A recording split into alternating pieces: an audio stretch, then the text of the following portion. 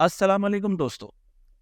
7 अक्टूबर को गज़ा से हमास जंगजुओं ने इसराइली फ़ौज और इनके ज़ेर कब्ज़ा इलाकों पर जो शदीद तरीन हमला किया है, इसे मशरिक़ वुस्ता का 9/11 कहा जा सकता है।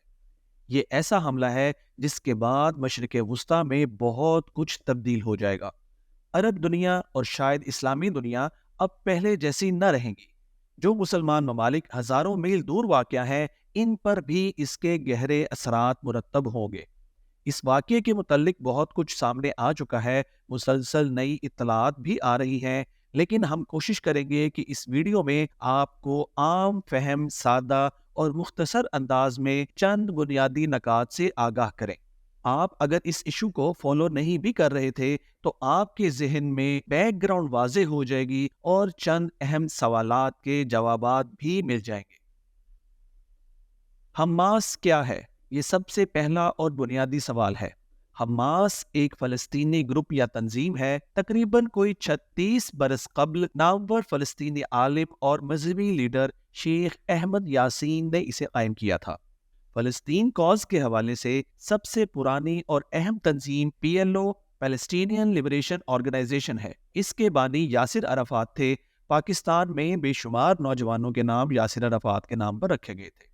PLO 1964 में कायम हुई थी। अगरचे PLO के अलावा बाज़ फ़लस्तीनी ग्रुप भी रहे हैं, जैसे जॉर्ज हिबाश का पॉपुलर फ्रंट वगैरह, मगर मुस्लिम दुनिया और आलमी सतह पर तवील अरसे तक PLO को ही फ़लस्तीनियों की नुमाइंदा तंजीम समझा जाता रहा है। 1987 में अलबत्ता शेख अहमद यासीन की क़यादत में हमास सामने आई। तब पुरअमन फ़लस्तीनी जद्दोजहद का एक फेज़ सामने आया, जिसे इंतफादा कहते हैं। ये दर हकीकत ज़्यादा पुरजोश, ज़्यादा मजहबी फ़लस्तीनी ग्रुप था, जो PLO और यासिर अराफात की तर्ज सियासत का शदीद नाक़िद था। अब बात करते हैं हमास की फ़िक्र और स्ट्रक्चर की। हमास पर मिस्र की नामवर इस्लामी तंजीम इख़वानुल मुस्लिमीन के गहरे फ़िक्री असरात हैं।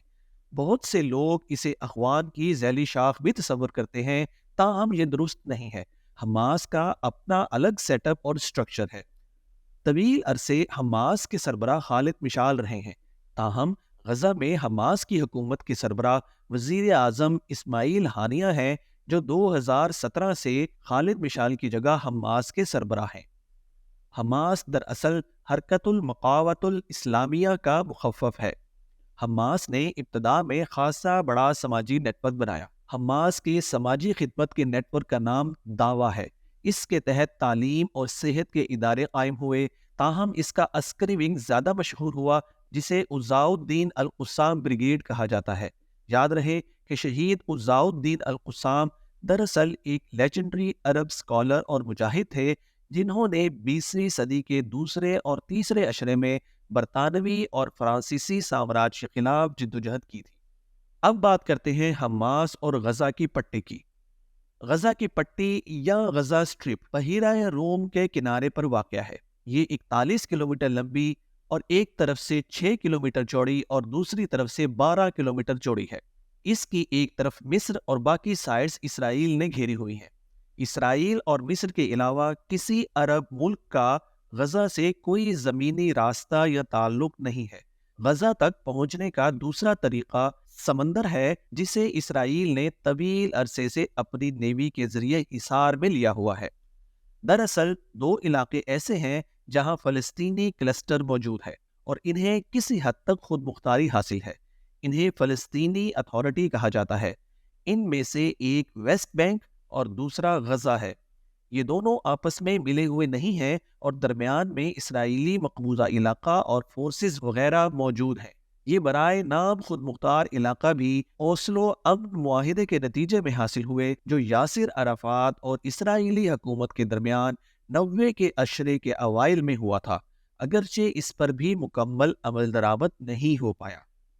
फ़लस्तीनी अथॉरिटी के इन इलाकों में इंतखाबात के जरिए हुकूमत का तयन किया जाता है। यासिर अराफात के करीबी साथी और मशहूर फ़लस्तीनी लीडर महमूद अब्बास फ़लस्तीनी अथॉरिटी के सदर मुंतखब होते रहे।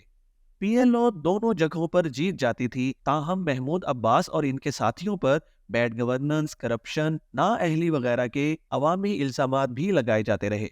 2006 के इंतखाबात में ایک بڑا اپسیٹ ہوا اور حماس نے غزہ میں الیکشن جیت کر وہاں پی ایل او کا صفایا کر دیا۔ مغربی کنارے میں البتہ پی ایل او جیت گئی۔ تب سے غزہ میں حماس کی حکومت چلی آ رہی ہے، جبکہ مغربی کنارے میں پی ایل او حکمران ہے۔ دوستو، یہ جاننے کے لیے ہمارے ساتھ رہیے اور اگلی ویڈیو کا انتظار کیجیے۔